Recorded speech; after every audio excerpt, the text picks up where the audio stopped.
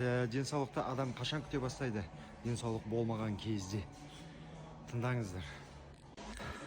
Мына қазақ еліне айтарым бар. Денсаулық ең бірінші байлық деп теке біздің ата-бабаларымыз айтпаған. Өйткені мынау денсаулықтың артында бәрі тұрады. Сіздің табысыңыз, әркіммен қарым-қатынасыңыз бәрі денсаулыққа байланысты. Денсаулық болмаса ешкімге керек болмайсыз. Оны мен түсінгенім, өзім бірнеше рет денсаулығымды жоғалтып ала жаздадым. Денсаулық жоғалтып алған алдында бірнеше рет аттанып кете жаздадым.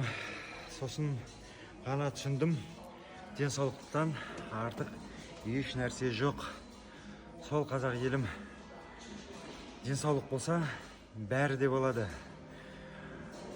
Жанұяда болады, ақшада болады, табысыңыз да көп болады.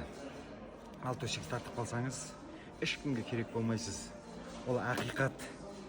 Сол үшін де денсаулықтың артында көп нәрсе жатыр. Көбісі оны түсінбейді. Ақшасы барлар, бірақ денсаулығы жоқтар. Қанша ақша төлесе де сол денсаулығын қайтарып ала алмайды. Сол үшін де өздеріңізді күтейік.